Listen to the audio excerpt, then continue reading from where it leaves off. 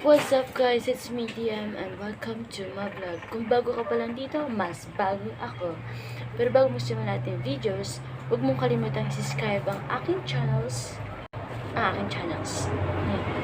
So for today's video, ang gagawin natin ay Q&A. Nung nakarang hapon, nag-post ako sa FB page, sa FB account ko, na magsisimula ako ng bagong vlog. So, kumuha ako ng 5 question na sasagutin ko.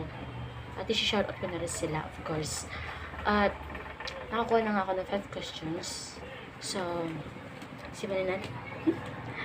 So, yung unang question na sasagutin ko is nanggaling kay Anishel Bunales. Yung tanong niya is, anong age mo?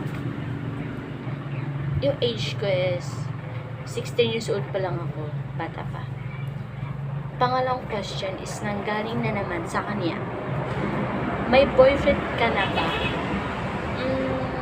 Masasabi ko, sabi mo nga diba, sabi nga ni mama, kung private relationship nyo, huwag mong i-deny. Opo, may boyfriend po ako. Kaso nga lang private relationship namin. Pangatlong question is nanggaling na naman sa kanya. Funny yata. Sino ang ideal type mo? Yung ideal type ko is katulad nila JP Punay, JP Bernardo Punay. Special mention din na. Subscribe niyo siya. Katulad nila, ganun yung mga ideal type ko. At the fourth question is nanggaling kay Angela Claudine Rubido. Sino pangalan ng crush mo? Pangalang crush ko is si JB Bernardo Punay. Siya pa rin. At nandito tayo sa fifth question. At na ito ay nanggaling kay Charis Makailing. Bakit kayo nag-break ng boyfriend mo?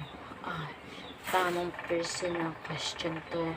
Kaya, basta sagutin ko to. Boyfriend. Baka ibig mo sabihin is ex-boyfriend. Okay?